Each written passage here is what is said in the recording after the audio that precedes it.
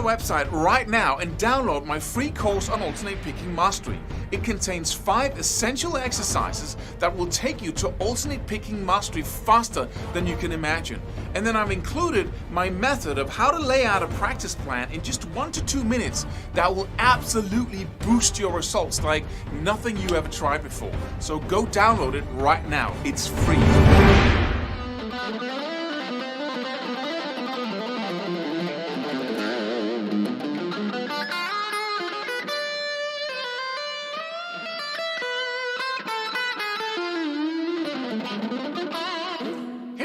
How do you just keep playing like that? That was such a mystery to me.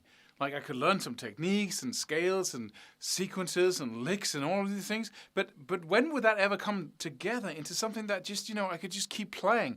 Or I could play a run that I didn't have to stop at some certain point. I could just keep playing. I was just developing my run and, move around the fretboard like that, and my fingers was just cooperating. And I didn't have to stop anywhere because I could just, I could just do whatever I wanted. That was just, that was the red Ferrari for me, right? That would be so amazing. Like an explosion of pleasure if I could do that. So that was a huge thing for me, as you know by now. But so I asked myself, how can I learn that? Because I refused to have this idea that, you just learn some stuff in each area of guitar playing and then suddenly magically you can do that.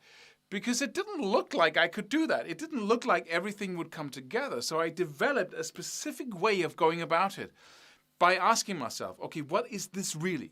What is this skill really? Well, first of all, if you can take it down to the most minimum challenge, let's not move at all. Let's say it's the ability to stay in one place on the neck first, in any 6-note shape, and then combine little sequences, like say I can do, that's one sequence, right? And then,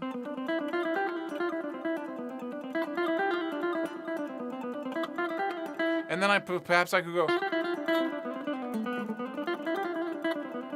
or I could go, right? Whatever I could play in there, could I do just a little sequence, combine it with another, learn another sequence, and then combine it with the first two, and then develop in that little 6-note shape the ability to just play all kinds of stuff, like combining sequences like that, where I didn't have to stop, and I could start playing.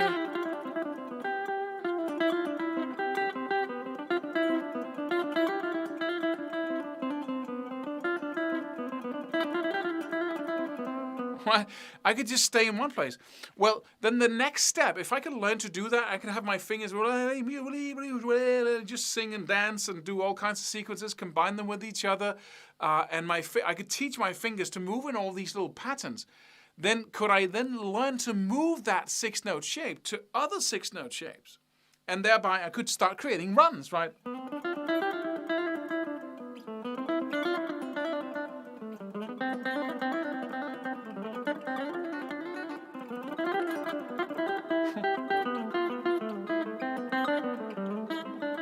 Then suddenly I could take that little movable thing, those sequences that I can combine, and I can move them horizontally, on 2 strings. And then could I then learn to also move them vertically, like, and go to the next set of string. Then I actually had a little entity there that I could move back and forth horizontally and vertically. And as I wasn't really playing a string of notes, but rather had that little movable entity, like moving around on the fretboard, then I wouldn't be forced to stop anywhere. Because basically I have my own little world here, and then I'm moving that world around. So I changed the pitch of the notes and the audio of the notes I play by going vertically on the fretboard or horizontally. Then I had a system that I could actually relate to. And I could start practicing sequences within a little 6-note shape and combining those sequences. And then I could practice moving them around. And if I could then, come up with, say, like 4 sequences that I could combine in one 6-note shape on one place, and then I could practice moving them around. Then I had a specific step-by-step way of practicing having that freedom that I so longed for. I hope this makes sense. Because instead of it being a random process, well, I can play this thing now, play that run, and I can play this run, and, you know, that old Paul Gilbert thing I learned. Then what do I do with that? How would okay, here's my solo. And I always had to pre-learn everything or practice everything. So everything had to be composed, because otherwise I wouldn't know when to start and stop things, especially not when there was speed involved, right? But in this way, I actually started from the inside out, practicing that ability to being able to improvise at a rapid rate, as rapid as I could play stuff, right? Because I wasn't, you know, I could create my own runs now, and I can stay in one place. Like, I didn't have a car that had to stop its engine every time I could just keep rolling, even if I wasn't moving anywhere. Right? So I could just go.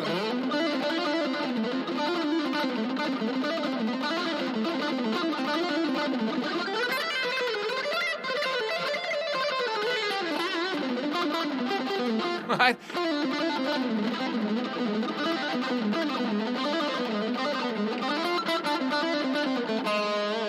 And then I could practice ending and beginning my stuff in that little 6-note shape. This is a genius system. Sorry, I say the system is genius, not the author of it or the inventor of it, but it's genius for the simple reason that it's actually an observation of what actually goes on when people at the highest level are doing this. What's going on there? They're not playing pre-composed runs. If you look at, Bonamassa, what is that his name? I don't know how to pronounce anything these days. But Joe, the blues player, he does these tune-up string, cool things, and he doesn't have to stop it anywhere.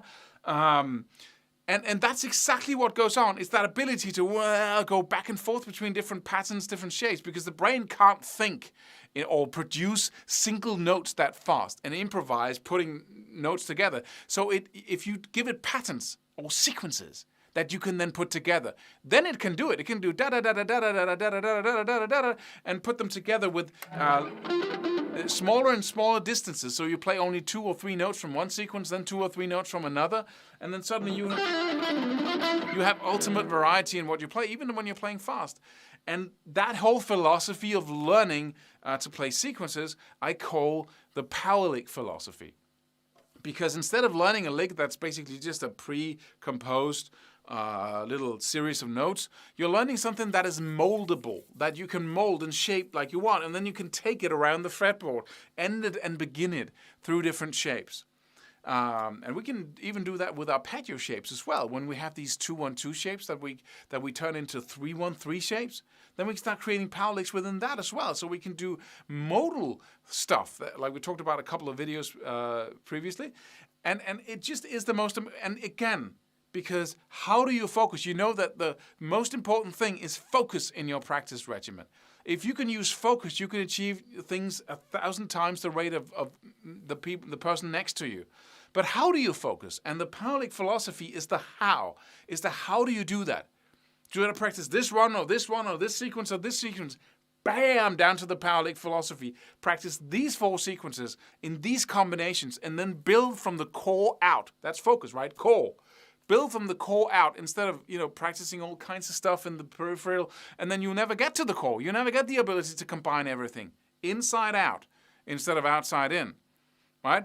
And when people are able to do this, this is what actually happens if you look into the systematic way in which this it's it's an amazing process. So I'd like to give you a couple of suggestions here to start developing your own power lick. Just the simplest of stuff here. If you take a 6-note, just to keep things to a level where the sequence is so simple it doesn't interfere with the explanation. If you just do a 6-note shape down, and as I said before in the previous videos, you can go to guitarmastery.net and watch this video, and along with other videos like this, online, stream them and download the tabs as well. It's a little mini program there. So go register right now and download the tabs and watch the next section of this video up there on the internet. So I take any 6-note shape, and this is just within the diatonic shape. Let's just play 6 notes up, right? That's a sequence of notes, right? It's just the simplest of all, right? And I'm just going to play them down again.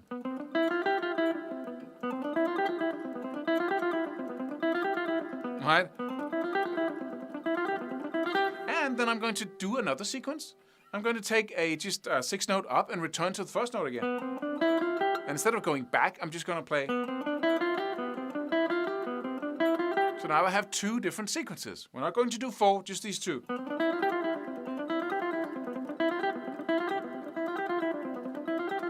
So what I would do now, I would practice these 2 sequences over and over again. First the one, this is focus. Right? Using any kind of technique I want. Hammer-ons and pull-off. Whatever it is. And then I would practice combining them, step 2. Two instances of the first sequence. Then 2 of the next.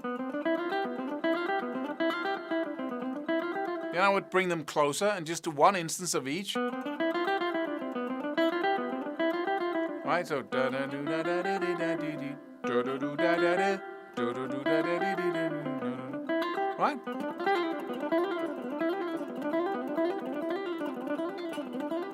You see, I already have some power there. If I,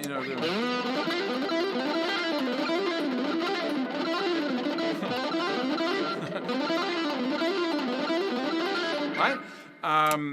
And then I have my little combination. Just to keep it very simple. You can add more sequences in there. You can turn them around and make sure they mirror each other, as I do in every power lick I create.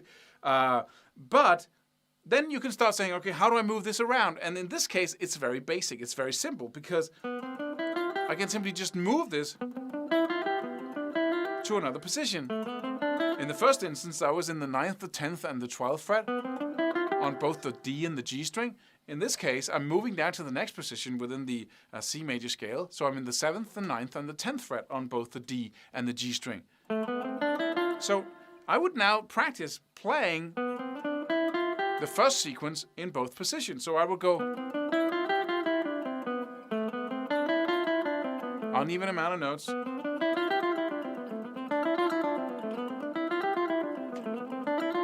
Then I will practice the other sequence and moving that back and forth, right? And then I would practice both, like combining them. Right? The 2 just next to it, and then do the same thing.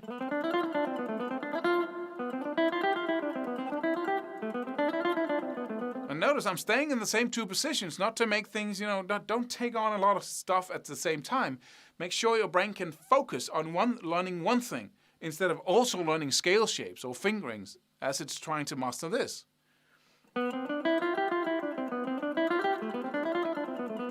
Right? So let me now split them up. So I play one sequence here, and then the next sequence in the other position. Right? And then I can...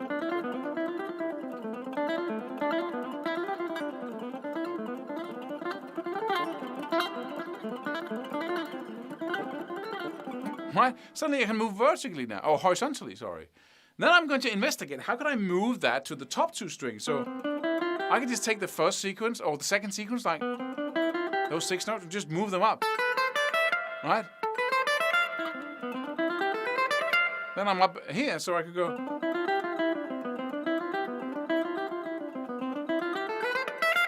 And then I can, up here I could play. So I'm putting the puzzles, the pieces of the puzzle together and see how do they fit when I'm going from one vertical position to another and one horizontal. Simply making that puzzle complete so I can, piece it together. And I practice this now. Now I'm practicing going vertical.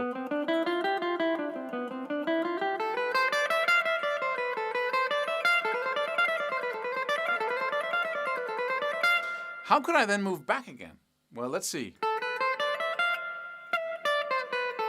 Okay, so I'm in this first sequence. Right? I'm going back again. So what if I went all the way back to the first position again? So I went.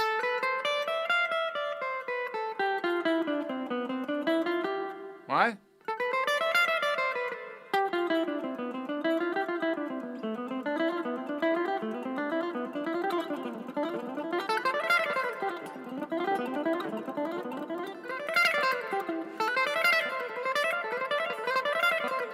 Right? So now I can go in two directions.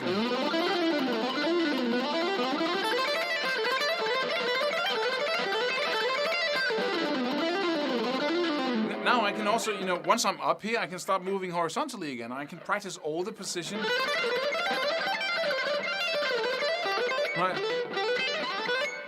Down and up neck. So now I have a way to move horizontally back and forth, and I can move vertically. I can go all the way down to the bottom strings, of course, and move back and forth like that.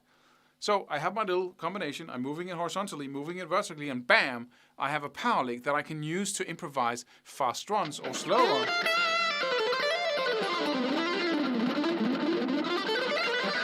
And this is just two so basic sequences, so simple, that we, can focus on what we're really talking about here. But when you start really having cool, complex combinations, and you take 4 different sequences that mirror each other and really fit together like pieces of a puzzle that just goes click, then you get some real power. And that's the power lick philosophy. So go download the tabs here and start using this way of thinking, of always saying, okay, I need focus here. I need to say, okay, what is this really about? How do I get to the core of this and practice the core? Create a little loop that I can go over and over and over again with everything I do on each and every step of what I practice. Do little loops.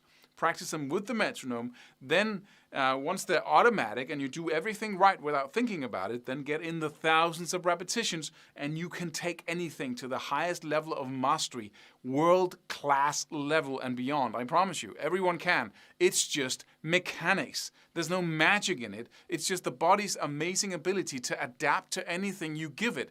If you do it enough times, and if you have the ability to take the challenges and encapsulate them into 1 or 2 or 3 little loopable exercises that you can do so many times that the body can't stop doing it all the time, right? So it becomes an automatic spasm.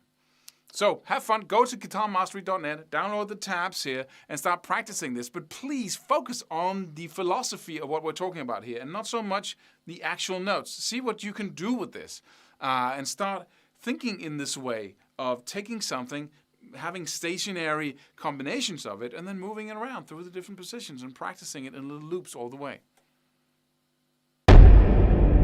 Subscribe for more free videos. Do it. Do it now.